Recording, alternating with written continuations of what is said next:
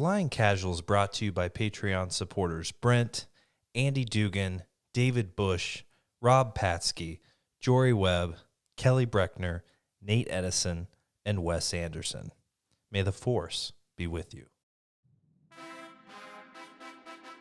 You're listening to Flying Casual, a Star Wars podcast.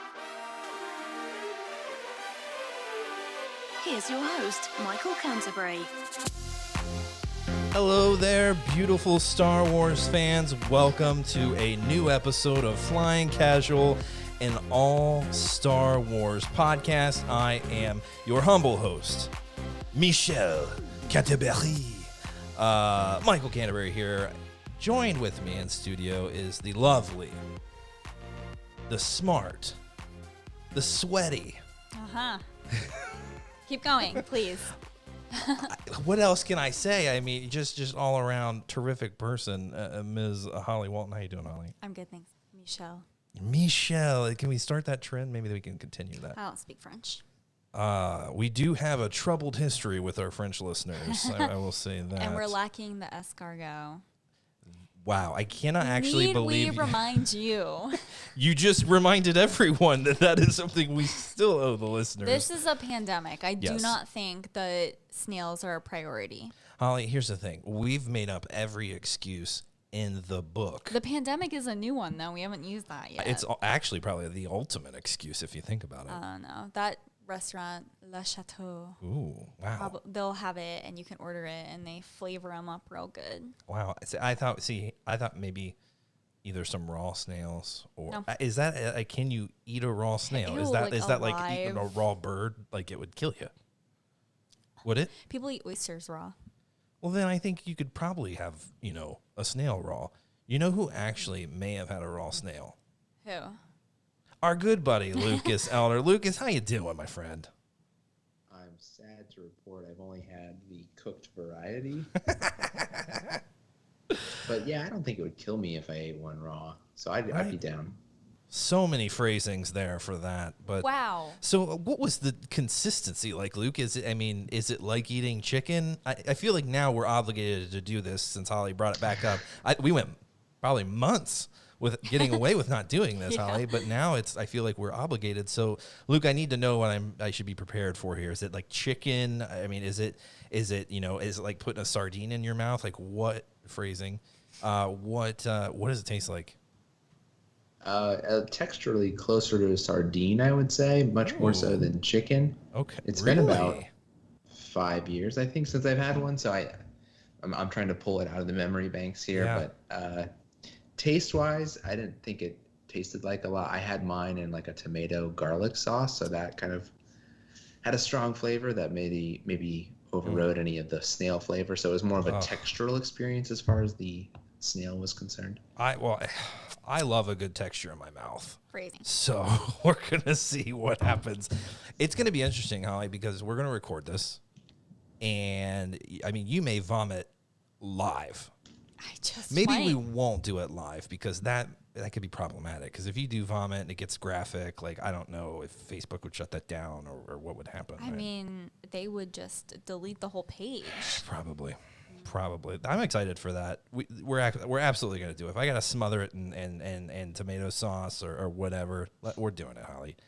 The listeners wanted it. We said we were going to do it. Let's make it happen. This is America. Just throw a bunch of ketchup on it. A little salt and pepper. Wow, that's getting pretty fancy there. I guess we'll, and I don't know. Maybe we can eat it there at the restaurant. I don't know. Maybe that's not a possibility right now. Maybe we don't.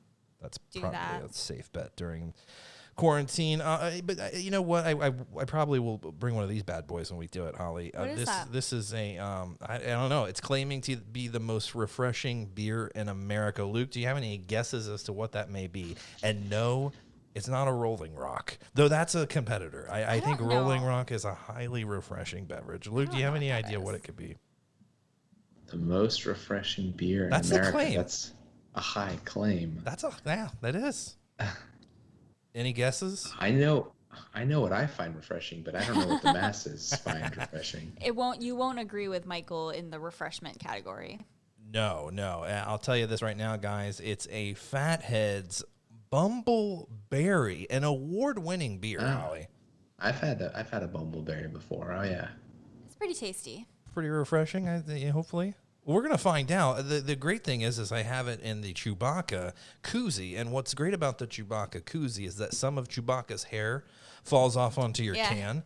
Again, a nice shot there for everyone. It falls off into your can, gets into your beverage, then adds a little I don't know, a little something to it. Yeah, it's a good experience. Like, Yeah. ultimately, like, if I you love can't hair go in to my the mouth. bar, Yeah. right, then Yeah. you can just have that same experience here. Yeah, if you can't go to the bar or you can't, you're desperate for hair in your mouth, I'll let you borrow my koozie. That, for the record, yeah. is, like, the nastiest thing you've ever said. Well, hey, That's gross. you're absolutely right. Crack so that bad boy let's open. crack this bad boy open. We're just gonna get a little taste here because I just See. had an orange Leinenkugel, and this may be completely It's a different fruit. It is a different fruit. Wow, that's a lot of berry, and I like that. That's good. That's very refreshing. I would say, yeah, most refreshing beer in America. There we have it. Oh, there's the hair. Ew. There's the hair. Yep. You heard it There here is. first. It's either a beard hair or it's a chewy hair.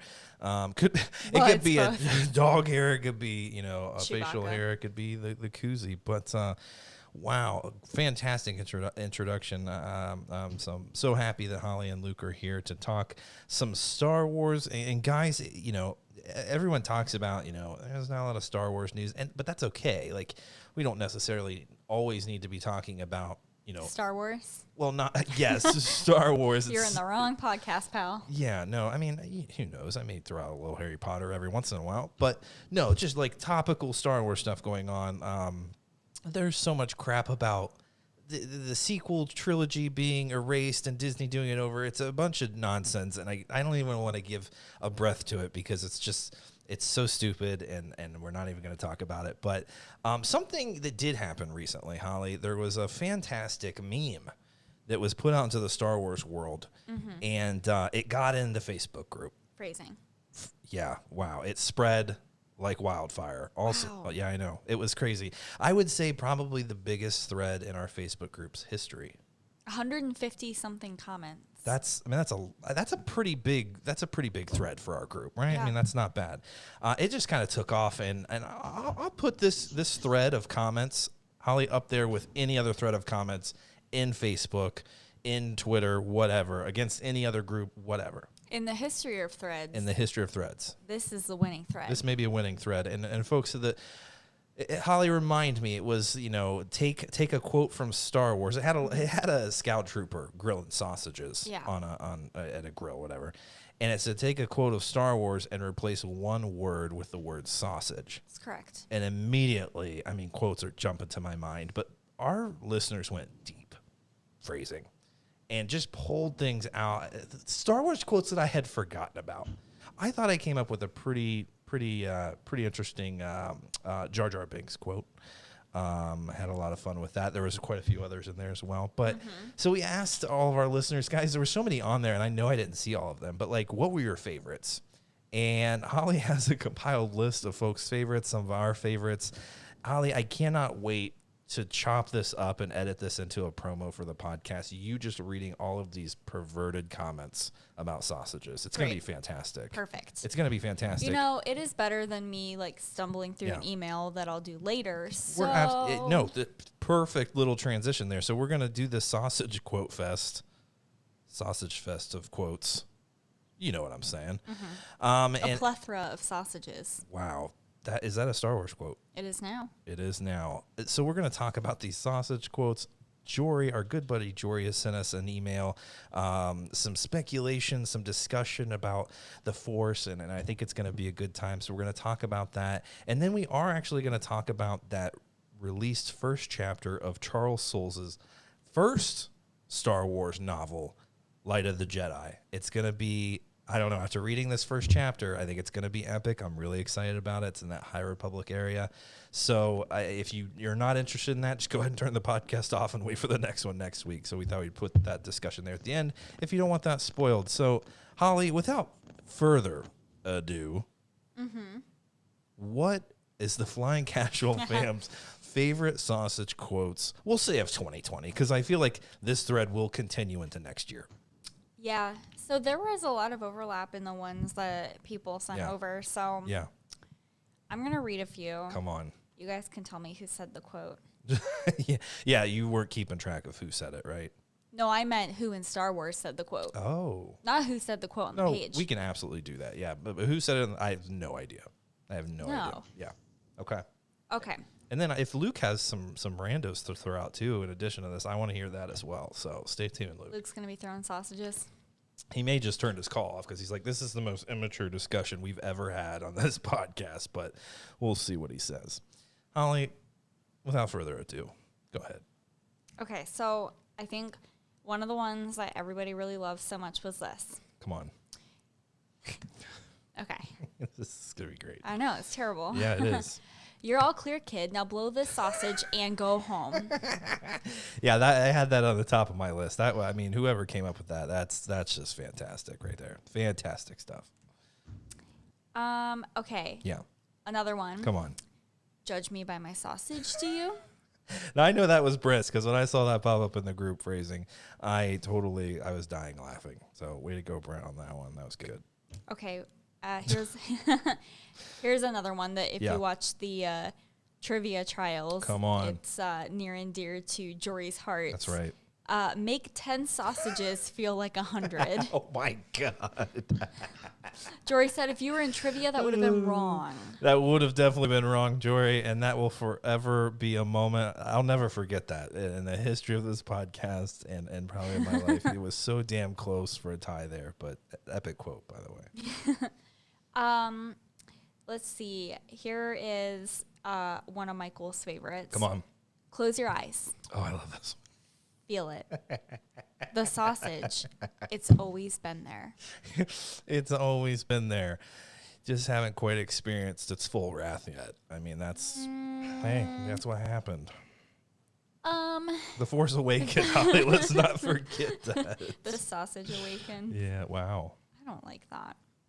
Okay, you're rather short for a sausage. That's a good one. I find your lack of sausage disturbing. Yeah, I know. Yes. Probably a lot of people hear that. Okay, this one I thought was really funny. Come on. We know C-3PO in The Rise of Skywalker. And he says, taking one last look, sir, at my sausage. That was so good. Oh, these guys, they're clever. They're clever. And this thread is still going on, Holly. Let me remind you. To this day, this was a week ago, I think this started. And it's still going strong. You had a Jar Jar Binks one. Do you remember it? No, because there were so many other good ones in there that were better than mine. I was really hoping that you would say it in Jar Jar's voice. If I can pull it up, I will. Phrasing. Yeah, seriously. Was that your favorites? Was that all of them? Oh no, there's like a bajillion more. I wasn't sure how many more we wanted to do. There's quite a bit. Well, hey, give us a few more. Charles threw a few out there, didn't he? He did. Double the pride, double the sausage. Wow. Yes. I mean, we know. Yeah. Close your eyes. Feel it. Come on. The sausage. Yes. It has always been there. Always been there. It will guide you. Yes. Oh. Unfortunately, it guides too many men. I'll say that. Now, young sausage, you will die. You will die. Holly, can I share one of my favorites that was in the group? I did want to take your sausage. Ben's sausage. That's so good. Anyway, sorry. Didn't mean to interrupt. That was You know what that makes you sound like, Michael? A pig. Or, well, yeah, but more specifically, I was going to say a Raylo. Well, we know that's not true, Holly. But did I just make a pig joke about sausage? That was pretty, yeah, that's terrible. Is the vegetarian of the group. Yeah, I'm sorry about that. Didn't mean to bring that up. That's okay.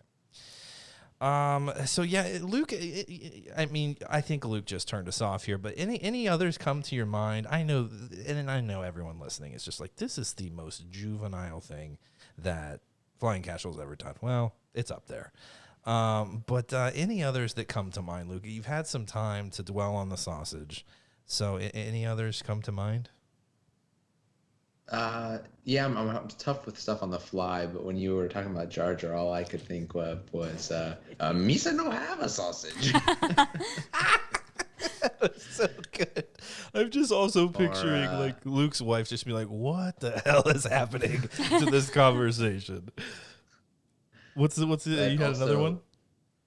Just one of my favorite, one of my all-time favorite scenes is the introduction of Yoda and Dagobah in Empire. And so I'm just kind of thinking of some lines from there, and like Luke says, "I'm looking for a great sausage," and Yoda would reply, "A great sausage, eh?"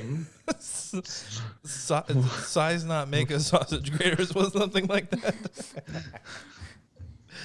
And then sausages not make one great. And then Luke's like, "I went to Dagobah to find a sausage, and all I got was this crappy root stew." Yeah, no, seriously, it's. Thank you, Holly, for bringing up root stew. That still blows my mind that Yoda was there offering Luke root stew in his little hut. That's fantastic. So, guys, it just goes to show you that something silly like that just catches fire and was just a really entertaining. Was it immature and juvenile? Absolutely. But if you can't have a little fun, then you know what, this group probably isn't for you. We're not this perverted all the time, but it was a funny meme and it got posted. I think Wade put it in there. Phrasing. Yeah, there you go. And it just took fire, and it was a lot of fun, and that thread keeps going. So if you're looking for stupid humor, our group offers it. If you're looking for sweaty conversation and theorizing about Star Wars, it's there too. So we got some. I don't know what that is, Holly. I think the cord on my headset's going bad. I feel that like shouldn't it's my be causing that sort of sound, but we'll see. Anyway, sausages aside, Holly, we had an email.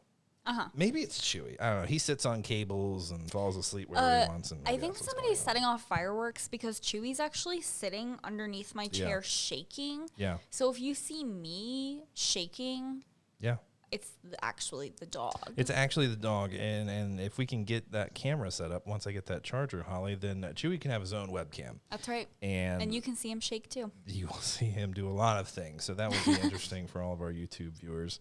But Holly, we got an email from Jory, switching sausages here.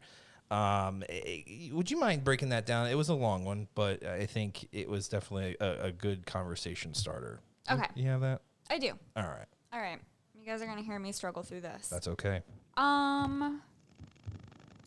Okay. Jory said.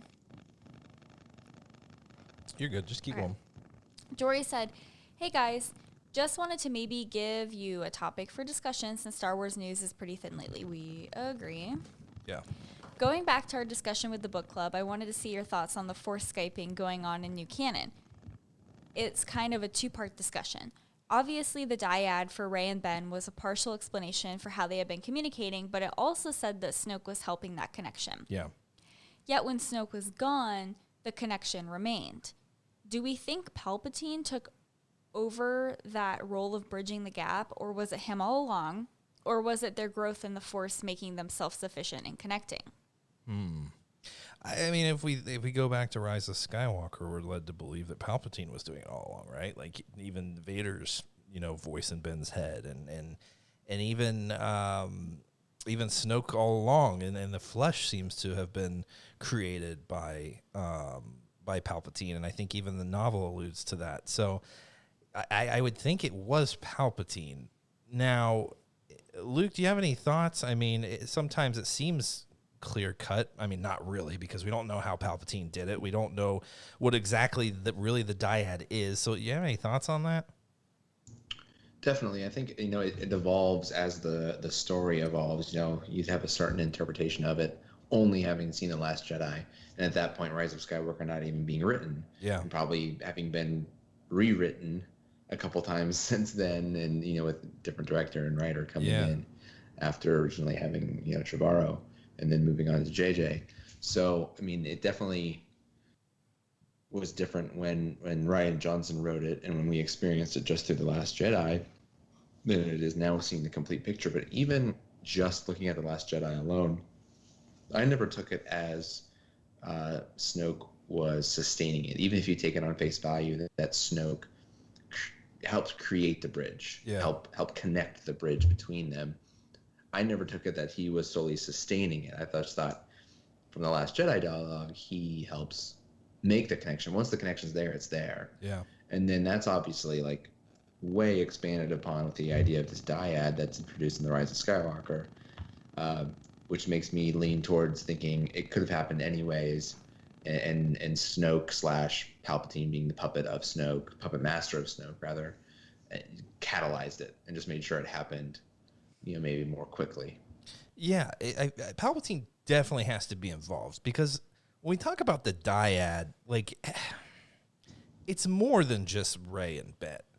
Like, Palpatine's involved, like, all of the Skywalkers seem to be a part of this. So, and he's part of that, right? I mean, if the Darth Vader comic is if you take it as he created Anakin, I mean, he's a part of this as well. So I would only suspect he has to be, unless it's the Force just connecting them, and he sees that in Ben's mind and says, I'm taking credit for that. Like, this is how I'm going to manipulate this kid and tell him that he's not as powerful. I'm taking credit for this. I don't even fully understand it, because he didn't understand that there was this dyad until The Rise of Skywalker, right? So I don't even know if he fully understood the connection between the two until the end of the saga. But I feel like he had to have been a part of it, since he, in essence, was the creator of the Skywalkers. There had to have been. He has to play a part of it. Holly, what do you think? Well, that's funny that you say that, because it's almost as if he was like, I'm going to put a certain kind of like Force energy into this relationship between these two individuals to try to manipulate them. Yeah. And however that manifests itself, like, that's just what happens. Yeah. And so maybe it's just like, that's how that connection manifested itself, was them having that Force connection, or as we like to call it, the Force Skyping. The Force Skype, absolutely. But I do think, to add to what Jory was asking, he said, do we think Palpatine took over, or was it him all along, or was it their growth in the Force making them self-sufficient? I do think that was a skill those two would have been able to continue doing, even if they didn't have any assistance from Palpatine or Snoke or whatever it was, because I do think that that's something that they then would have learned, like we saw Rey do with the healing, and then Kylo imitated that after. I kind of feel like they can take these skills that they're learning, even if they're getting some Force assistance with it, and then learn how to do that themselves. So absolutely. There's so much more I want to talk about. Did he have a second part to continue on? Because I think he taps into this a little bit, what I was going to bring up here. So part 2. Since we saw Leia and Luke both succeed in reaching Kylo, Luke via projection and Leia doing whatever she did with Han, are these skills something that take so much Force that it ultimately ends in your demise? And the fact that Ben and Rey can seem to turn it on and off, is that due to their ridiculous strength in the Force, or just simply a product of the dyad? And no other explanation is needed. Luke and Leia both died immediately after their confrontations with Kylo and Ben, or Kylo/Ben. Yeah. And this could be due to other circumstances. Leia was weak from space. Luke was weak and old, living rough on Ahch-To. But was it from the amount of energy it took to make those projections across the galaxy that brought them to their end? Yeah. Sorry, that's the super long phrasing. And if you'd like to save it for another time, no problem. No, Jory, we read it now. That's right. He said, just wanted to hear everyone's insight and what Mr. Elder has to say on the subject. Looking forward to talking again. Yeah, so I love that he sent this, because it connects so much with a little bit of research that I'm doing on the Force right now, and what it is, what makes the abilities that we're seeing so much different in this new canon era. I mean, we mentioned Luke projecting himself from planets and planets away in such a believable fashion that everyone thought he was actually there. Leia connecting with her son to a point where she literally just almost flipped a switch on him. I mean, Rey is, I don't know. Rey seems such of pure heart to me that she's always going to do the right thing, and her, like, the good thing, I guess I should say. She's always going to want to help others. In that moment, though, I mean, she was tapping into a power she quite didn't understand. I feel like, and there's some literature out there right now talking about what Luke Skywalker was studying while on Ahch-To, while out searching for relics and stuff like that, and he was studying scripture from like in the original Jedi, but this, in the way they describe it, they don't describe much of him. And I need to read this book, The Secrets of the Jedi. It sounds amazing. Gonna have to pick up a copy as soon as possible, Holly. But they talk as if this first Jedi was more about balance, and that it was just maintaining that balance. And it seemed like this character could, I don't know, delve into powers kind of everywhere while maintaining balance. That was the most important thing. And I'm almost wondering if Luke Skywalker himself was studying this and maybe learning these powers, and even maybe then Rey, who was reading his teachings after The Last Jedi, continued on with that and maybe was able to balance herself more and dig into some Force lightning. Typically I don't like to dig in too much to Force powers and all this stuff, but it's really fascinating what they're doing, and it seems like referencing an older time, and maybe it wasn't so much black and white, and now you can't learn any of that dark side stuff, which is Force lightning and, bringing down starships from the sky.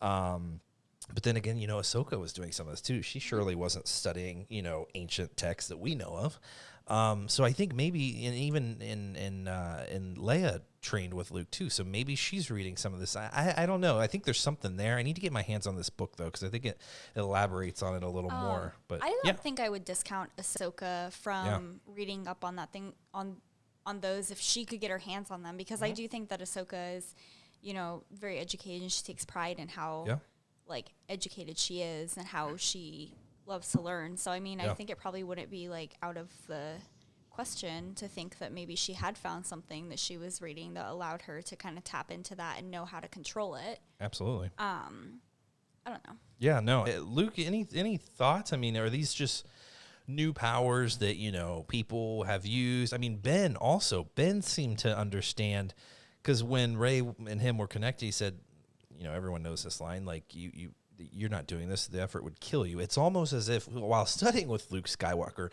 they read of these things. They read of these kind of mystical powers that have never really been accomplished. And in the last minute, Luke knew it was going to take everything, and that's what he needed to do to be the hero that the universe needed. But Luke, is there any merit to that? Is it just, are we thinking about it? Are we thinking into this too much, or is it something there? Maybe we're tapping into an older time and learning, mystical powers that we'd never seen before. Michael, I love the line of, are we thinking into this too much?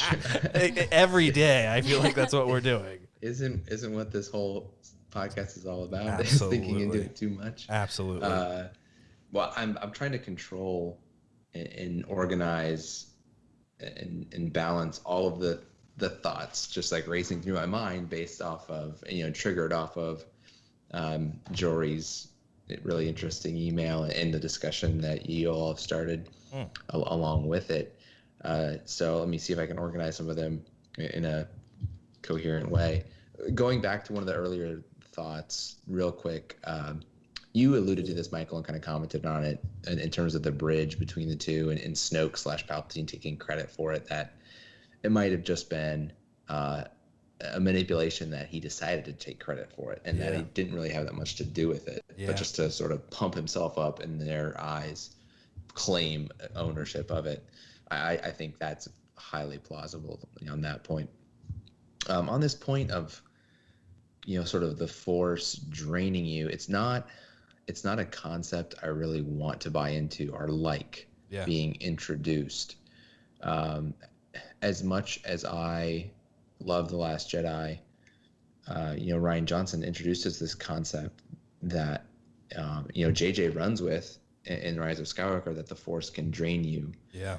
Using it, and then Rey can, learns to give Force energy to other beings from herself. Yeah. Which is obviously a big part of Rise of Skywalker. So when you think of everything Star Wars in the Lucas era, I don't think there was ever any indication that using the Force would physically drain you or harm you. Yeah. So I can't accept that what killed Luke, or killed isn't the right word, I don't think. I think you want to say what made Luke become one with the Force.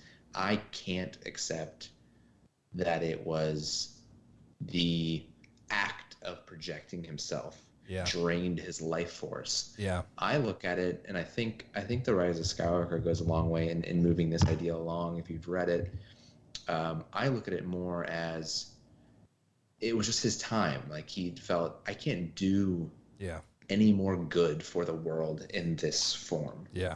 It's time for me to be one with the Force, rather than like the effort of the projection killing him. Yeah.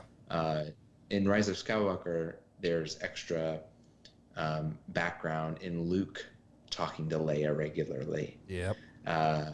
In the novelization, and sort of telling her it's time. It's time. Just like, you've done what you can as a corporeal being. It's time for you to be one with the Force. So I don't see Leia laying down and holding Han's metal and becoming one with the Force as like projecting and reaching out to Ben killed her. Yeah. It was just, that was her final act, and then it was time for her to be one with the Force. Yeah. And we'll get into this with the sort of Light of the Jedi preview. And to me, it's kind of the tug of war between sci-fi and fantasy in Star Wars.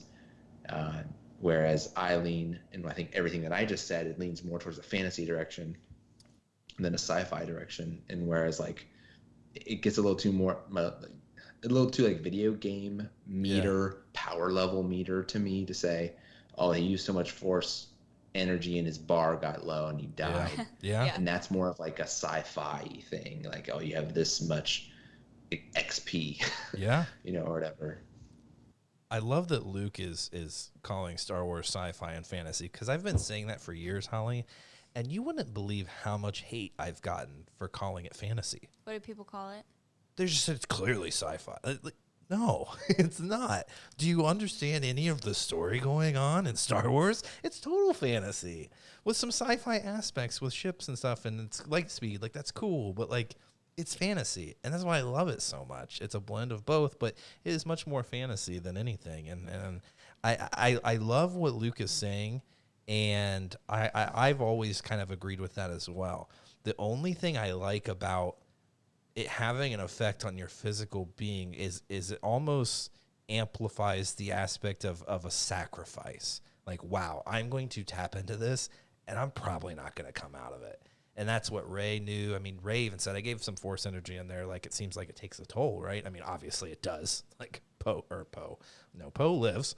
Ben Solo dies, right? And I mean, she kind of in the moment died. So I kind of like that it adds a little more sacrifice, that I can do this, and like, man, it's I'm telling you, this is necessary, and I'm willing to make this the ultimate sacrifice almost. But it does give you kind of that whole that video game-esque. That's what I was thinking exactly when you were talking, Luke. Like, they made it much more of a video game, and I think you kind of have to do that when you implement such fantastical powers. There has to be some sort of consequence for it, right? Or if people are just bringing down starships, like, I'm sure it has to have some sort of consequence, or then they're just kind of these mystical creatures that can never see any defeat. Holly, what are you thinking? This whole time after I watched The Rise of Skywalker, when Ben Solo's like, I know what I have to do, but I don't know if I have the strength to do it. Let's This go. whole time I've been like, he's just talking about like, am I mentally and emotionally strong enough to do this thing? Yeah. But now, which I think, I don't know, when Luke was explaining how he felt about it, I was like, yeah, that kind of makes sense, because I didn't think about it being like, oh, the Force is going to drain me and I'm going to die. But now everyone is making me question that. Yeah. Maybe he knew too. He knew what it was going to take. Did Ben Solo see the future? Well, it's not even that. It's just like, was he talking about like physically, like using the Force? Because this whole time I was thinking that he meant like, am I mentally strong enough to go to Exegol and do what I need to do? But maybe it was a physical thing and not a mental thing. Yeah. I think a lot of it is, am I strong enough to turn back to the light? Absolutely. Because once you've gone down the dark side path, like Yoda says, it's quicker, it's easier, it's faster. Yep. So at that point, it's sort of harder to turn back. So to me, I'm in your line of thinking, Holly, where it's like, is he strong enough mentally, Yeah. emotionally to make that turn back to the light. Absolutely. I totally agree with you guys too. I think that's what Ben Solo's talking about. The struggle is light and dark. You know, losing his family, giving up everything he ever knew for darkness. But I it's guess a sacrifice. But I guess like now that the conversation steered towards like, I mean, there was a similar conversation when we see Princess Leia get escorted out of the scene. Yeah. And then we saw it happen with Luke, and Ben Solo knew that both of those events had taken place. So then I'm like, I don't know, I guess some people could have thought that it meant something different. And I guess if they're along the lines of like, oh yeah, it makes sense for like the Force to kind of like drain you of like your life energy. Yeah. I don't know. I think definitely the first half of the sequel trilogy, I think we all kind of fall in line with that whole, it's more of a struggle with like, I'm giving everything up. I'm giving up, you know, everything I know, the light for this darkness, for this power that I want. Or like Luke said with Luke Skywalker, like it's what I have to do. It's that next phase. Like I can't give anything else here on this tangible world that we live in. My future is here now. Mm-hmm. And I think Leia also understood that was happening. And I think Ben did too. I think the writers just needed, I mean, how do you make that kind of sacrifice with putting these insane powers out there? Yeah. And then the question is, and then that's kind of what started it all, then is like, where do these powers come from? We've never seen anything like this. We never saw this from Anakin, one of the greatest Jedi ever known. We never saw this from him. We never saw this from anyone. So, like, what is it? We maybe saw Yoda in the Clone, or maybe Rebels do this in one of the Jedi temples. We saw him project himself. Is that the same thing? I don't know. See, I didn't think that was the same thing. Okay. I thought that was just like part of the test from the temple. I thought that was the temple doing it. I didn't think it was Yoda. Holly, it sounds like you are referencing a little bit of Fallen Order, maybe. There's some, you know, it's the temple itself that's giving this information, kind of, maybe, huh? I think. It seems like, this is way off topic, but it seems to me from like the things that I've read, which hasn't been very much, and the content that I've seen, I feel like the temples are kind of like their own entity, that they Absolutely. They live and breathe the Force on their own, Come on. and they have a mind of their own, and they do what they want to do, and they kind of balance or like bounce off the energy from the Jedi or other people that enter the temples. I didn't think that was Yoda doing that himself. I thought that was just the temple. Come on. I've never in all my Star Wars thinking ever thought of that scene in that regard. That's fantastic, Holly. And I think experiences like Fallen Order. I mean, Rebels kind of gave us that idea a little bit, you know.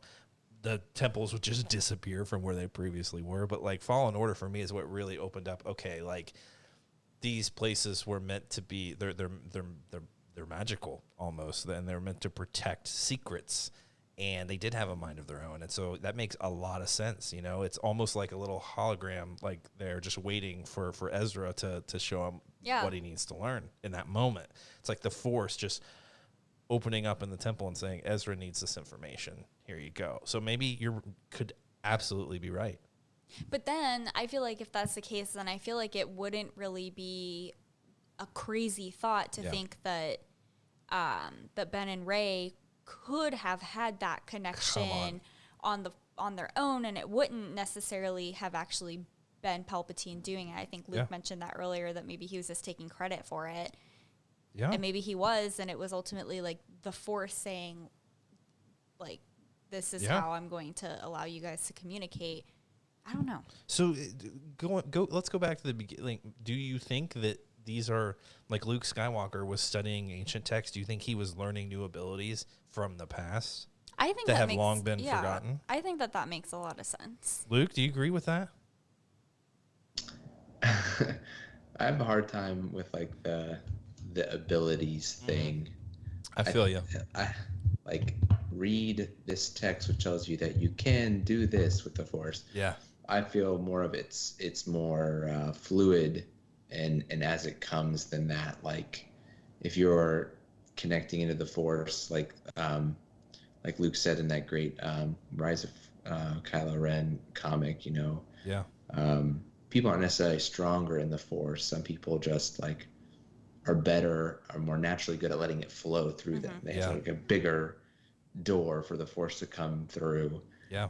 And so to me, it's more like the force flows through you and you see what in the moment you can do with it. Like, all right, here you go. You mentioned Harry Potter references earlier. That one now. It's sort of like a room of requirement situation where it provides you what you need in the moment if you're able to tap into it. So I have a harder time thinking like there's a text out there somewhere which tells you this is how you levitate a rock. Yeah. And then there's a text out there that tells you this is how you project your image and your sort of essence across the galaxy. Yeah. I think the texts would say, here's how to calm, center, balance yourself so that more of the force can flow through you, and then do with it what you may. Absolutely. Not how to do up, down, right, left, up code, like. Absolutely. Yeah. Let me backtrack a second. I don't think that Luke would have been reading a text that literally says, first do this and then do that, because obviously we know that he knows that you can't learn how to do these things. We've seen him interact with his students in some of the comic books, and we know that that's not his teaching style. Yeah. We see him try to guide Rey, and we know that's not how he thinks that people are going to learn the Force. I think, and this is just me, and you guys can disagree, I think that the texts, these ancient texts, are more so like, here are the ways that some Jedi or Force-sensitive beings in the past have been able to interact with the Force and their environment around them, just so you are aware that this is something that can be done. Yeah. And then I think that if you are aware of those things, maybe you are more likely to be able to do those things. Yeah. Because I feel like other than like when we see Rey like do the Force lightning, that obviously was not something that she like was like reading about and was like, oh, I need to learn how to do that. That came to her, and that was everything in the Force just coming out because it was interacting with her emotions in that moment. Yeah. But I feel like if Luke was reading these texts and he was like, okay, so I know that in the past, like centuries ago, some Jedis could do X, Y, and Z. How am I able to maybe do that or show others how to do that or tap into the Force so that they can do that? Yeah. But I feel like if you're not aware necessarily that that is something that you're capable of doing, you may never be able to do it. And that, I mean, that's the story of Rey, right? Like, I mean, we meet her in The Force Awakens. She's a scavenger. She has no training, no history. And this is what pissed off so many people. And it's fantastic because they're pissed? It's fantastic that those people are pissed because they think along the lines of what Luke described as kind of those like leveling up. Like they've lived in a Star Wars world in the EU often where you're leveling up. You gain these abilities and it's pretty fantastical. And then this person just is having these experiences but doesn't understand them. And then she meets Luke Skywalker, and Luke gives a great explanation in The Last Jedi that like, we all have it. And this is what this book, it digs into it deeper. We all have it. Some it just flows through better, for lack of a better term. And you need to realize how to hone that and how to utilize it. And it's not so much, learning a down, up, X, O, R2 move like a lot of people want it to be. And so many people that study, lightsaber, technique and stuff like that. That's not why I come to Star Wars, and I can understand why those that really come to Star Wars for that stuff were upset by this type of thing. I get it, but this is just a different understanding of Star Wars, and that it is what it is. But so Luke does a great job of breaking that down for her, and I think that makes total sense that it's just, it flows through some more, and it's how you really understand it more so than like learning moves and techniques. It's how to control it. How to balance it. And we got to get our hands on this book, Holly, because it looks like a fun reads. But what is the book again? It's The Secrets of the Jedi. Okay. Yeah, it's a big old book, and it has Luke's writings and stuff. A big old book.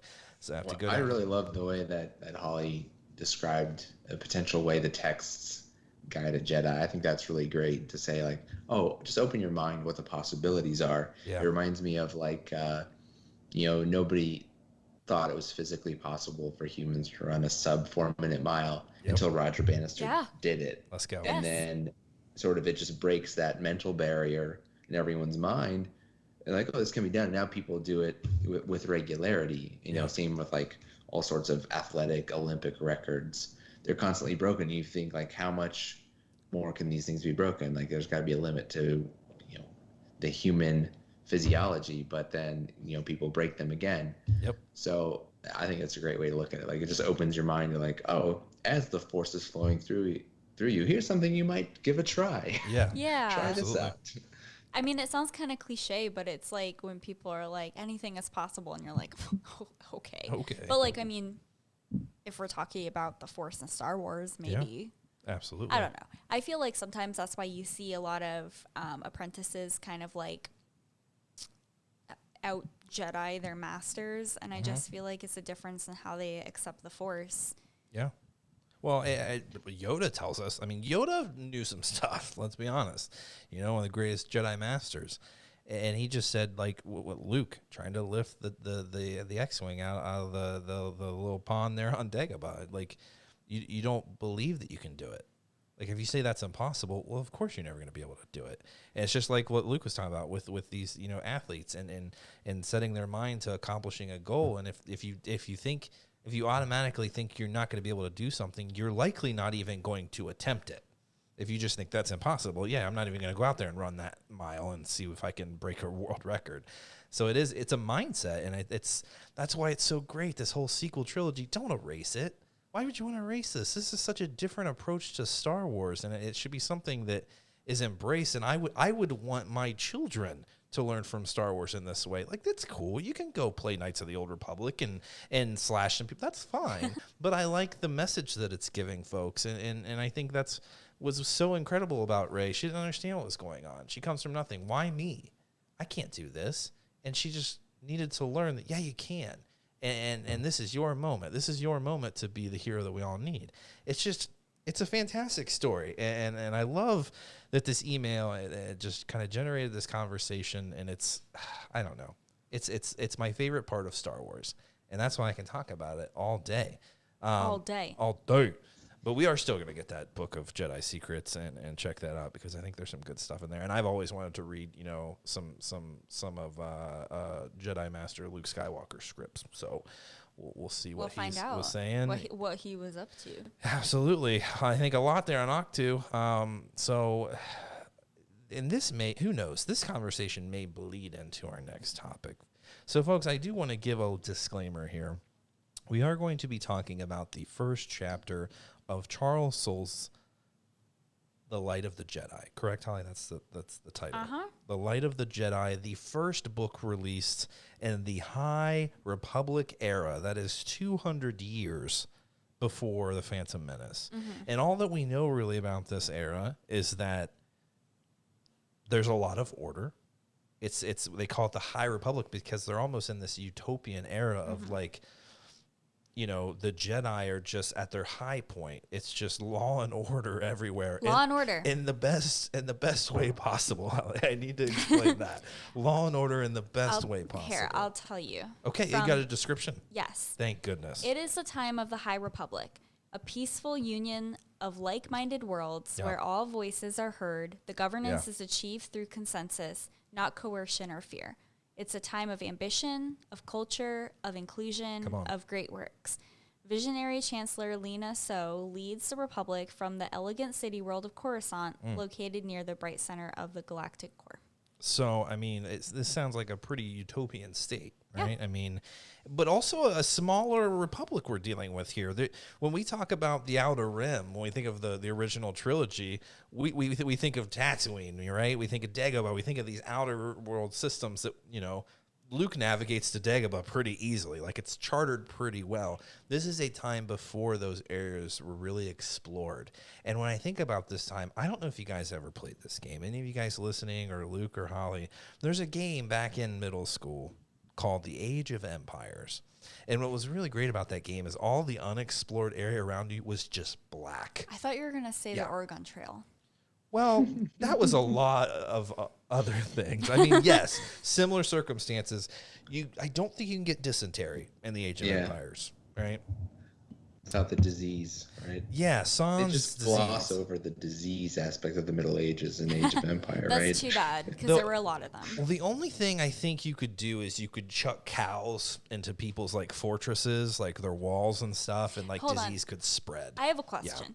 This isn't like This is your era, Holly. I It know. was in this medieval era. This is you. No, I don't know I'm- why you haven't played this no, game. I'm totally into that. I'm Okay, gonna have I'll to check it out. get out my old PC from God knows when, 95 or something, and you can fire that bad boy up. So this game is supposed to be just like on Earth. It's not like Yes. some like okay.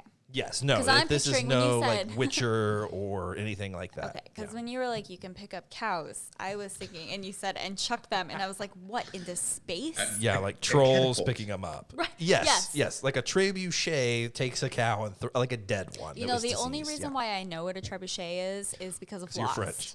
I'm not French. Because of Lost, the television show by Yes. J.J. Abrams, right? But so, just, yeah, sorry to get us off track there, but this concept of just not knowing what the hell's out there, I used to be terrified of that when I was playing this game. I'm like, I could have an entire army coming at me and I can't see shit. Like, you know, so you have to go explore those worlds. You would send just small groups out to explore regions So so you they're could actually see. worlds, though. They're not like the countryside. No, it's the countryside. Yeah, yeah. Different worlds, as in like different civilizations. We'll say that. Like you could have the Aztecs and the Britons. Like they could fight each other. The Aztecs and the Britons Yeah, I'm could not fight kidding. each other? Pretty doggone sure. This if is not memory serves me. historically accurate. Absolutely not. Okay. No, there was different time periods, and if you were just doing a big multiplayer mode, you just kind of it was just one big battle. When did the aliens come in? I don't think they ever got that far. Bummer. I know. But so that's what that kind of makes me think of. And I was scared to death of that. So that's what I'm imagining here in this High Republic era. We have Jedi outposts out there with just a few Jedi there that don't have a whole lot of connection to the Jedi Temple on Coruscant, the hub there. So it's a you know, uncharted territory out there, and I'm excited to learn about that a little more. I Yeah. think we've glossed over this huge republic that's been created. Like, what did it take to get there? What did it take to spread peace and commerce? Like, Yeah. you know what I'm saying? And some law and order, Holly. Did we really? Okay, first Yeah. of all. That's a sensitive statement nowadays. Yeah. Second of all, I mean, I guess knowing what we know now, you can't really assume that like it was like a peaceful. I mean, you're No. literally going in and Exactly. taking over these people's worlds and being like, you're not Exactly. living right. Well, that sounds like something we know. Yeah. But also, it's like kind of crazy to think like we're only talking about like the core. Yeah. Everything outside of that, which Come on. is something that we know intimately from the original trilogy, Absolutely. the prequels, the sequel trilogy, Yeah. like that's not a thing right now. No, and you're exactly right. This whole utopian state, likely because it's a pretty small republic, right, and things are pretty tight. But Tight. it's going to be interesting to see. Yeah, what does the republic do to entice these people to join in? Is it forceful? Is it hey guys, come enjoy this trade with us and you join our republic? Like it could be that. But Everything's great as long as you agree with us. is there a darker history there, with the Jedi? I mean, we see failures in the prequels and stuff, but like, is there even a darker history there? So, actually, it says the Jedi work closely with the Republic and have agreed to establish outposts in the Outer Rim to help anyone who might require aid. Okay, so they're not really out there raiding and pillaging. Not yet. But Can you imagine Yeah, could Jedi be. pirates? well, that's what it sounds like. Our foe here, right, in this new story of the High Republic is the Nile. It sounds like they're kind of these marauders, so to speak. Remind me of the Yuuzhan Vong. Will it be something like that? What is going to make these characters, such opponents to Jedi Knights with sick, lightsabers and hilts? Like, I love people. What's the point of the hilt? In my eyes, a hilt on a lightsaber it makes the most sense, because why First would of you all- want to burn your hand or lose it to the actual And lightsaber? also, like, hello, the grip, Yes. the style. Yes, come on. Put little pictures on it. Do you know anything Also, yeah. about the Tudor era and the way that they would engrave all their Well, fancy weapons? Holly, when we start a Tudor era Oh my God. podcast, That would I'll- be a dream. That's all you, and I'll just be this whatever on the podcast, whatever you need. I'll be it. Sounds like a deal. But we did read the first chapter of Charles Soule's book, like we said, his first novel, and I was pretty captivated by this. I'm just gonna come out and say it. Like this has got me intrigued. I've loved Charles Soule's stories in the comics so far. Like most of everything he's putting out. I had some issues with the Rise of Kylo Ren, but I mean it's 4 issues. Like how much can you do with that? So he wrote the Rise of Kylo Ren. I believe he wrote the entire four issue series. Okay. But he's done Darth Vader and he's done Poe Dameron. So he's been. Yeah, I would say he's like kind of to the comics what Claudia Gray is to the novel. He seems to have really been the leading light on the comics, the king of the comics. So it's really interesting to get him in a new medium here. Yeah. Well, not a new medium. He's a novelist. Absolutely. For Star Wars, he hasn't done a Star Wars novel. Yeah, it's interesting because after Chuck Wendig, had his issue with, talking about Star Wars creators and fans and stuff, he was all novels and then was starting into the comics, and now it seems like Charles Soule his name is really picked up and he's getting more opportunity, which I think is fantastic. So although Chuck Wendig loved his books, loved his stories, it's awesome that Charles Soule is getting even more opportunity here. And so maybe we let some of those novel writers get into the comics then. Like let's do it. I love more minds, I love more stories and experiences. So Holly, we're introduced to this transport and this captain of this transport, right? The Legacy's Run, was that the name of the transport? Yeah, the Legacy Run. The Legacy Run, and what was the name of the captain? That was Hedda Cassett. Cassett? I think Cassett. Yeah, if we say cassette, we're probably going to get made fun of. We'll get made fun of. We'll get made fun of. But so Holly, if you wouldn't mind giving just a brief description of this chapter, and then we can talk about it a little more. So what exactly happened here? So she's a pilot. She's an older pilot. She's on an older ship, and she's transporting a group of, I don't know if we call them passengers. Mostly humans, right? Yeah. Some other people. She was in the military. She has a lot of experience. Unfortunately, it seems like the age of her ship that goes wrong for them. But basically, they're going out to the Outer Rim, right? Yes, a very chartered way. Like this, she keeps even saying the whole chapter, like, this should be safe.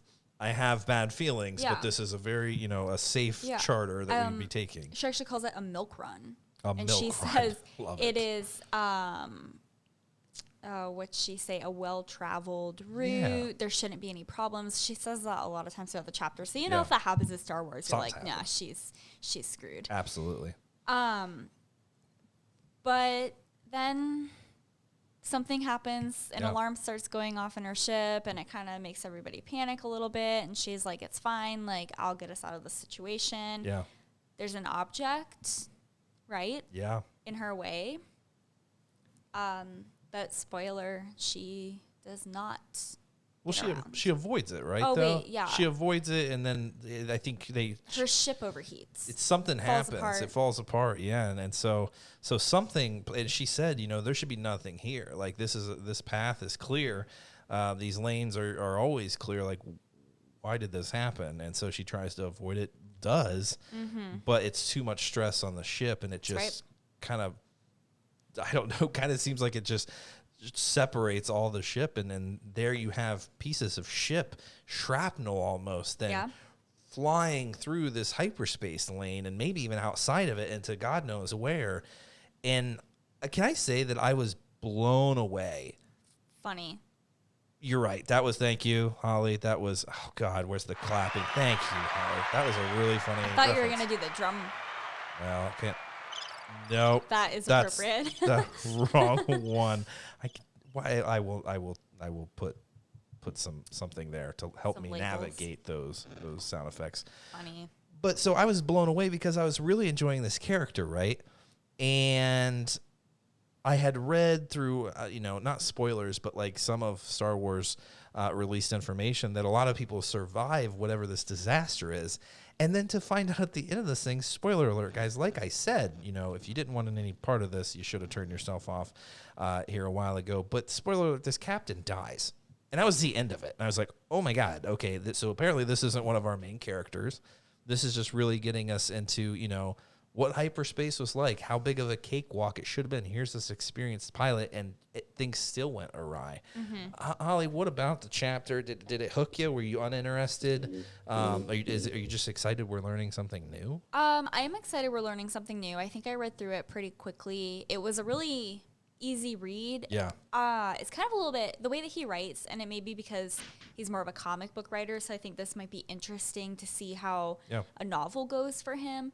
It was a little bit choppy, which kind of like gave it that sense of urgency while you're reading it, which I mean, I think that was good given the circumstances that's happening in the chapter. Yeah. I definitely was kind of a little bit bummed that this isn't going to be like a protagonist who's like in the novel, or maybe it is. Maybe we'll go back in time a little bit more and we'll learn more. But because I was like, this is cool. This is an older female pilot. We don't really see that a lot. Most of our pilots, we meet them at a very young age, and then we kind of grow with them. So I thought that was definitely an interesting, like, refreshing take on Star Wars, I think. I like some of the humor that was in here a little bit. I think that he did a good job of adding in the interactions between the different characters. Absolutely. But I obviously am going to read the novel when it comes out. That's, like, not a question. So I think, I mean, even if I wasn't on a Star Wars podcast with a Star Wars book club, I probably, if I read this, I would probably be like, I'll check it out. Yeah, I mean, and the title of the book is Light of the Jedi. I don't think Jedi were mentioned at all in this first chapter. Pretty doggone sure. Luke, Just in the beginning. So, Luke, what did you think, man? I mean, is this something that, is this going to be a game changer? Does this sound like a good introduction to a new era? Well, a lot of my thoughts are going to have, I think, a nice connection to a lot of the conversation earlier. Absolutely. I think to start off with, it was well written. Like, Charles Soule knows what he's doing, I think, as a writer. Yeah. It flowed quickly, kind of like Holly was hinting at. It kind of had a nice pacing to it to really just get you into it. And it was intriguing. So I really liked that. I'm a little trepidatious about the sci-fi versus fantasy pull. Yeah. I thought its discussion of the way hyperspace works was really sci-fi. Yeah. Kind of got into the technical aspects of it. Which a lot of the books tend to have more sci-fi elements than the movies do, just because you have a longer time to like absolutely explain something in a book that would like be clunky and awkward in a movie. Yeah. But I still prefer the novels that stick more towards the fantasy. One of my least favorite new canon novels is Last Shot by Daniel Jose Older, who is one of the authors involved in the High Republic stuff. That novel to me struck me as like it's really tech heavy, and the tech plays like a really important part in the plot and the way things happen throughout the story. And I think the newest Thrawn stuff, the deeper you got into that series, I thought the more sci-fi heavy it got, the more tech heavy it got as it went along. So it doesn't rank as high for me as among other novels. So I'm slightly trepidatious that if this is going to be like really tech heavy about the way hyperspace works, that might not be as great for me. But if it's just simply the MacGuffin to get the ball rolling on an interesting story in the way that Solo, which I love, like is all about coaxium from like start to finish. When you think about, they use a little vial of it to get off planet, or they try to, and only Han gets away. And then, the whole coaxium heist throughout the rest of the movie. It's all built around that, but they don't spend a lot of time talking about how it works or, all the little technical aspects of it. It's just what they call it, the MacGuffin, to kind of move things along. So if it's more along those lines, I consider myself really enjoying it. I thought you two were hinting at a really earlier, really interesting conversation about kind of colonialism. And how allusions to our world's understanding of colonialism, the effects, what's the word I'm looking for? The subjugation of certain peoples through colonialism. I think could be a really interesting aspect of this. As you talk about them expanding the Republic, it reminds me of a good Clone Wars episode I recently rewatched, as I've been watching a lot of those again. It's early on. It's one of those one-offs that's not part of like a 3 or 4 episode arc. It's kind of rare. It's on It's with the Pantorans. It's this snowy planet, and the Pantorans are the blue-skinned people who live on the moon that orbits the big planet, and they think the planet is largely uninhabited. It's like this icy, Hoth-like, snowy world.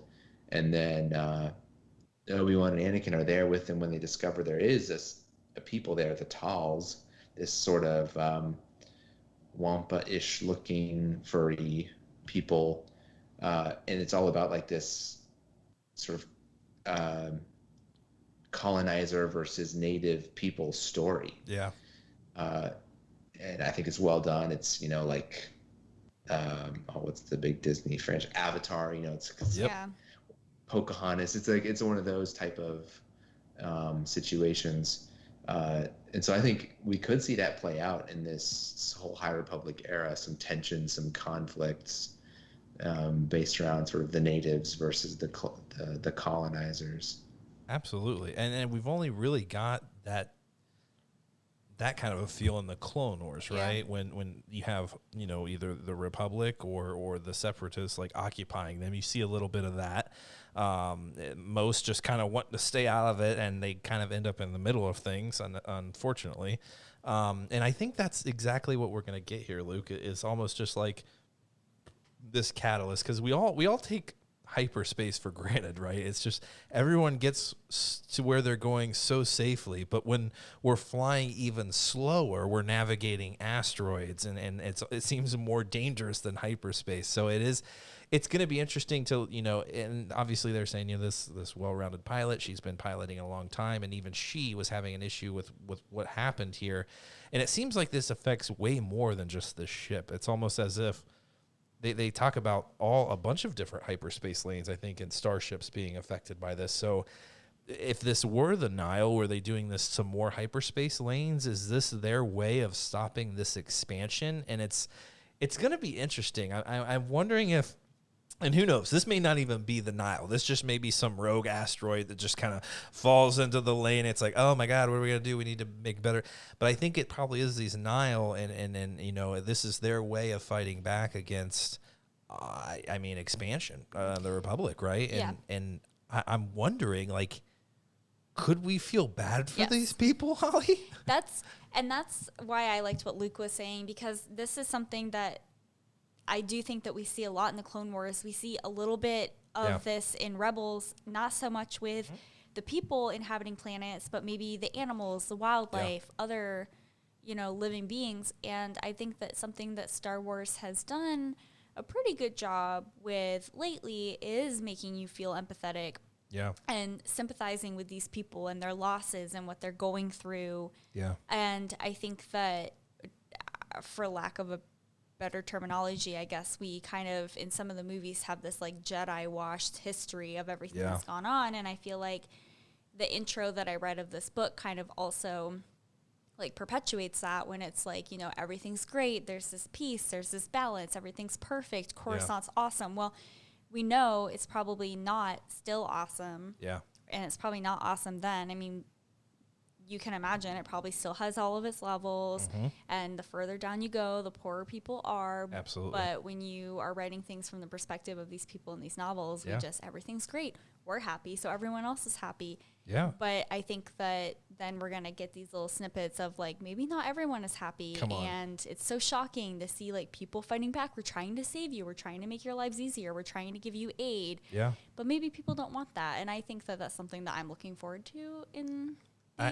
Holly, I love that you're saying that, like, even the perspective of that description that you read could be a very distorted view of the republics, right? Like, everything's great. Like, I'm sure that is the way we look at this country today, right? Like, and how we've expanded. Well, a lot of us do, right? We've accepted what we've done, and we're trying to make it better, right? It wasn't great. It happened. But, like, a lot of people then even thought the same thing. Like, why don't they want this? Like you said, like, we're trying to show you how to reimagine life and civilization. Why don't you want this? You should want, our culture. But maybe that's what we're going to get in this story. I'm actually interested to see. We know the Republic has its problems, right? We know it has a darker side. I'm wondering if we're going to see more of that, right? And I'm also interested to see if the Republic and the Jedi's relationship is even different from what we see in Star Wars so far. I mean, they serve the Republic. They serve the Chancellor. Like that's what they're there. They're keepers of the peace in the Republic. This book almost makes it sound like they may even be more separate. I'm not. Maybe that's just something I'm picking up that no one else is. But I'm interested to see if there's some difference of opinion here with the Jedi. It's like this Republic is trying to expand on things. We're just going to try to keep things as safe as possible. And we're going to get ourselves, I mean, maybe even be a little more militarized than they're used to. I don't know. They seem pretty ill-prepared when the Sith showed up in, the prequels. But, I mean, I don't know. They haven't seen the Sith for thousands of years, or 1,000 years, I guess. But they are going to come up against another opponent. Are they going to have sympathy for this, the Nihil? Is there going to be, I don't know, conflicting interests they're there to protect? Is it just the Republic? I'm interested to see. Luke, do you have any idea what we're looking at? Are the Jedi out there, with the Republic and maybe some commandos just taking territory? Or are they going to be in some, conflict to themselves of like, who are we here to actually protect? I think you're really on the right track in terms of, I expect we'll see more daylight between the Jedi Order and the government of the Galactic Republic. Because I think, like you were hinting at, I think part of the message of the prequels was that the Jedi were clouded and somewhat blinded because they became too intertwined with the politics and the government and weren't an independent, more religious order. Just doing what was morally right. They got tied in with all the politics of the government. And so I expect, like you were saying, like this will be the Jedi Order at a time where they're more independent from the government itself. And I think it kind of hints at that in the intro about like the Jedi are sent to these outposts just to kind of help those sort of immigrant colonizers coming from the core. It sounds like a monastery out on the frontier in a way. So I think you're really on the right track. It would sort of jive and line up with everything we see, like you were saying, in the prequels, and that's hinted at it being the wrong path that the Jedi took. So I think we'll see it a bit different in this era. Absolutely. And I would love for them in these books to allude to what's to come and how the actions they're taking now will ultimately define the Order as we know it in the prequels. And I even think about the imagery. Like on the cover of this book, you see these epic, almost golden Jedi holding their sabers out like they're these, They look godly. They look godly. Yeah. Exactly. And then I look at the Jedi in Star Wars as we know it. They had a humbling experience. It almost is as if, they're monk-like. It's almost as if they're in penance. Like they're punishing themselves and almost dialing things back because, guys, we did some really thing. We are not meant to be this powerful. We're not meant to have this much influence on the galaxy. I could almost see even just the imagery alone of it being, we're holding back now. And maybe that is why they fail and the Sith take over. Maybe there is something that's going to happen with the Jedi themselves that's going to make them take a step back and say, put up the hoods. Everyone's going to start wearing some dark cloaks. We're going to look kind of like monks or hermits. And it's going to be this whole different ideology of just, we're there to serve, but like a little toned down. Holly, I mean, are you feeling that? I mean, yeah, I think it will be interesting to see if there is something that happens in any of these books or comics or anything that's coming out that kind of has some huge altering event that kind of kicks the Jedi down a notch. And I mean, maybe they need that. I mean, can you imagine if Anakin had been a Jedi during the High Republic and was donned in like a golden cloak with Golden some Annie headgear with gems? I mean, like that'd be king. great. Yeah, he definitely would want to be a king. Let's be honest. He would want to be king of the Jedi. It's just, that's what sticks out to me the most. It's just like, and that's what the imagery of the cover is trying to show you, is like, it was this golden age, right, of the Jedi. It was the light of the Jedi. But what is it that makes it take, I wouldn't say a darker tone, but I don't know. It's definitely a suppressed, I don't know. I can't wait to learn more about how these Jedi just interact with one another and how different things are at this time, because from what we're seeing, it definitely seems like it's going to be. And this chapter alluded to none of that. And that's why it's so fascinating that we're so intrigued by this, because it just sets us up, like, and that's what Charles Soule says. This is an ultimate disaster. This is what the catalyst for everything that happens. So I don't know. I reading this, I don't know what the Jedi are going to go through. I hate that the Jedi, it seems, in all these big stories are having to, like, they're just like failing. But it's like, I don't know. There has to be something like that, I think, in this story to show that change. It was only 200 years ago, right? And we talk about Star Wars, like, as we know, it goes back thousands of years. So this is like recent history. It is recent history. So it feels like there could be consequences. It could be lasting. Into Will the we prequels. see Yoda? I think it could be possible. He's a younger, whippersnapper. Holly, I'm so glad you mentioned the word Yoda, because as Michael's talking here, I'm imagining Yoda as like the Martin Luther Protestant Reformation figure, the way he's talking about this opulence that's displayed by the Jedi of the era, and maybe he comes along and says, "This isn't right. This isn't the way that it should be," and then they start wearing the duller clothing and go around with a different attitude. Well, it could be, right? I mean, like Dooku disagreed with how the Order was handling things, right? And he left. So that could absolutely, you could see some that stayed and made changes. Maybe some left and said, like, I'm not signed up for this, and others are trying to change the Order itself. Luke Skywalker does that, in creating his own Order. Things are going to be different. Like, we're going to encourage people to love, at least, in Legends. We don't know much about his Order in new canon stuff, but I think that would be fascinating to see Yoda come in there and be like the change, the young, college age Yoda coming in there, and he's like, guys, this ain't right. Like, things are going to change around here, and he's out just, writing on people's doors and blood, and who knows? I don't know. Blood? What? Writing on people's doors. Did Martin Luther not do that? Blood? No, just kidding. Michael needs to learn his history a little more. But yeah, Luke. I think too, timelines are funky in Star Wars. Like, them going back 200 years might as well be like 10,000 years, because when you think about, there's 20 years between the formation of the Empire and A New Hope. True. And in A New Hope, you get this sense like that the Empire's been around for a while. That's true. It's really like 20 years. So on that scale, like, 200 years is a really, really big difference. Absolutely. Gosh, the Chronicles of Yoda. Yoda's been through a lot. Yeah, when did he join the Order? I don't know. He's been doing this for hundreds of years, so he likely is involved in this. I mean, that'd be awesome if he has some story in this. I didn't see him on the cover. But people really have been begging for a Yoda backstory, right? I mean, we were going to get a movie about it. We were going to get an anthology movie about Yoda, and it's not happening. So I think some writing about Yoda, I'm down. You guys have any other thoughts on the High Republic, or specifically the Light of the Jedi, Ollie? I don't have any thoughts on that.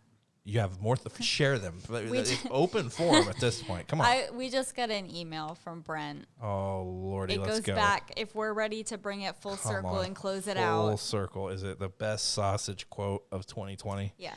Thank goodness. That's what Brent says. Okay. And then I have nothing left to say. Okay, let's do it. The email subject reads, Sausage, Part 2. Because he didn't want to give his favorites, and No, he's he coming didn't. back now. He emails and says, Come on. I'm almost ashamed. I did not think of this one before.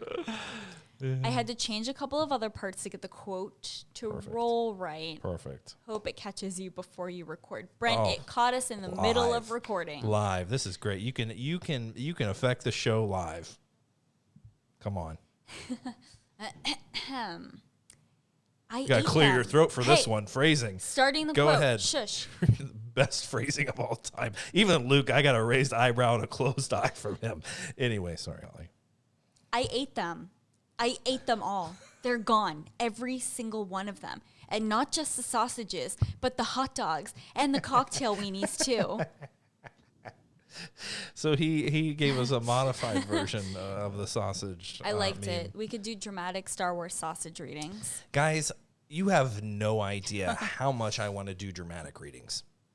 It's what I'm great at. We used to do dramatic readings of Ez's text message, to girls back in the day, and it was some of the most fascinating material that I've ever read in my life. And boy, did I dramatize the hell out of it. And it was made for podcast. It was made for the airways. So guys, if you have, I don't know if it's fan fiction, something that we can do a dramatic reading. I would love that. If we can have a 3-part, if we could bring someone on, do a 4-part series, like A 4-way? Wow. Topical, Holly. If we could do something like that and do dramatic readings, throw in some sound effects, I am down. You guys, I do have to tell you this. Okay. The Gmail Yes. app gives you kind of like canned responses, and you can just click on them and it will like send it back. So just thanks. No. One. I just like, Yeah, okay. embarrassing as I'll get at. Before I say these, I just think about the original quote that Anakin says, and now the one that Brent sent. The 3 options it gave me to respond to Brent with were yum. Oh, it just saw food. Love it. Love it. Or sounds yummy. Send back sounds yummy. And he'll have. And you know what's great? And then we can follow up, or he'll listen to the podcast and know exactly what it is that we were doing. But I sent him sounds yummy. Perfect. Brent, thanks for the email. He's going to be like, what the hell? Who was responding to the Flying Casual What is wrong email? with these people? That was so much fun. Guys, I hope you enjoyed it. Yeah, do things get juvenile sometimes? Yeah, and that's fun. We don't take ourselves too seriously. We don't take Star Wars too seriously. Well, that's not true. We take it pretty seriously. But sometimes it's just fun to kick back and have a laugh. Are we all 13-year-old boys at heart? No. Well, no, she's not. But sometimes, one would think she was. Oh. Especially from the Gmail response back to Brent. Sounds yummy. Sounds yummy. But we like to break it down, have some fun, and then we love to get sweaty. I mean, if that was a 180. If you know what, that was the biggest 180 in Star Wars. We're talking about sausage just 1 minute, and then we're talking about the Force, and it was insane. But they're all connected. Yeah, a forceful sausage it was. But it was so much fun talking about that and hearing from Jory and talking about the High Republic. I didn't think I was this excited for this story, and now when I talk with my friends about Star Wars, Get you pumped. You amp it. It's like it's times 10. Like I'm so excited for these books. I need to finish some other books before this comes out in January of 2021. So there's a lot of reading to do. I'm finally back into my Star Wars reading. So can't wait for that to come out. So if you haven't read that we just gave a brief description of the chapter, but if you haven't read it, go check it out. It's very interesting. And I'm looking forward to it. Anything else, guys? If you haven't started reading Dark Disciple, start reading Dark Disciple. Holly, that's a great, because what are we thinking? Late Sometime, July? Yeah, late July. I'll let you guys know. I think it depends on if we're going to take a vacation in July or not. So Well, yeah, who knows? The vacation is off right now because it's just too damn hot. I can't hike the fields of Gettysburg when it's 96 degrees out. Sorry, Wade. It's not in the cards. Too hot, too damn hot, and too much of a COVID Michael. risk right now. Yeah. They did it in 1863 Right. in wool. Oh man, And You wussy. you wouldn't believe. That's exactly what I was thinking this morning when we made the final call. Is that these guys were out in wool uniforms and it was 96 You would have degrees. got the real like experience. today, like 157 years ago to this day. You would have felt like you were there Yeah.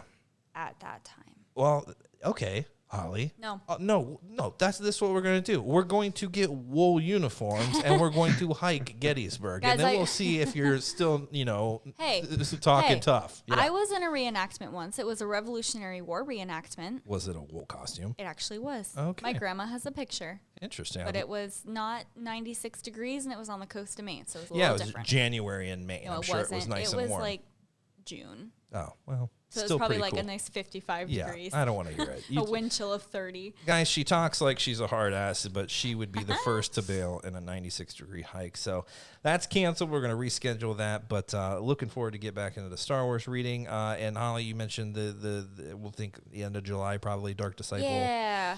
We also have probably, guys, mid-month, we're going to have our Star Wars Trivia Trials solo edition with Nettie and Wes. It's going to be epic. I can't wait to get that promo ready and get that thing recorded. These guys, some of the nicest guys in our family, Holly, and I don't know how I'm going to get either of them to talk any trash about one another. It will just be like the most cordial trivia.